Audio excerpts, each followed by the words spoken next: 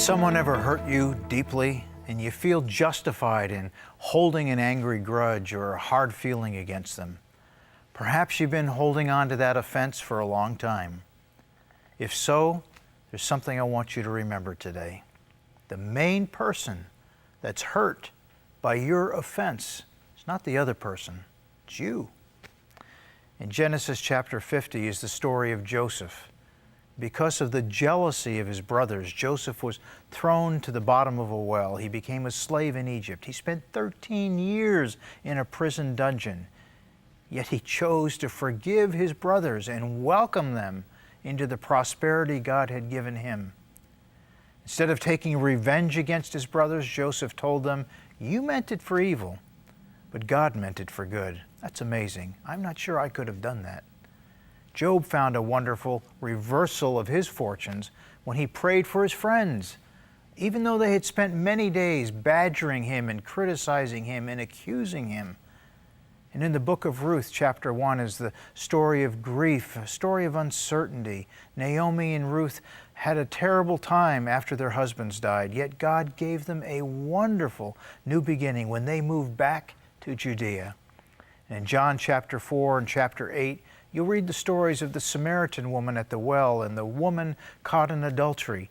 Both of them endured trauma at the hands of men and because of their own foolish choices. But they each received a new beginning when Jesus forgave and restored them.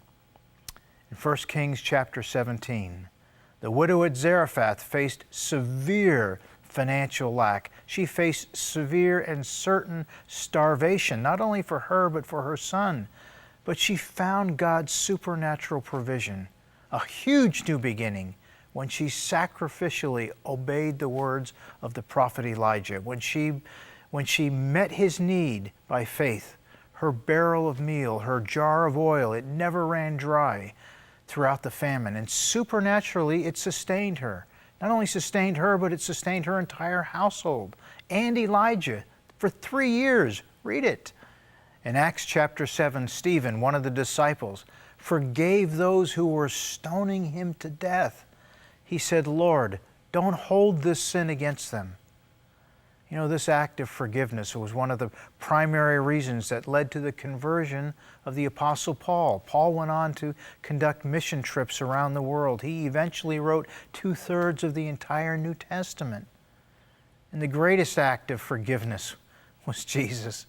While he was carrying the sins of the world on his back on the cross, he issued a powerful word of forgiveness. It's echoed down through the centuries.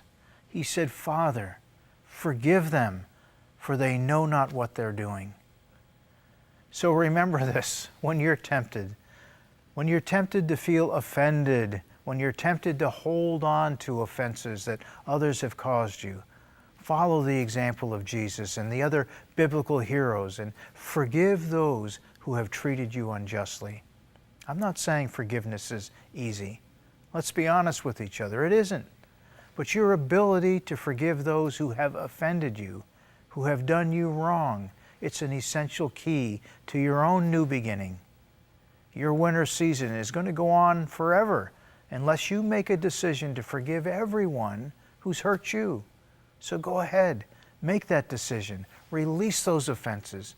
Release the hard feelings that you've harbored against those other people who have hurt you. Your new beginning is going to start the moment you do. God bless you today. Thanks for being with me. I'm going to look forward to you tuning in again tomorrow. We're going to continue to explore how to experience a new beginning in your life. See you then.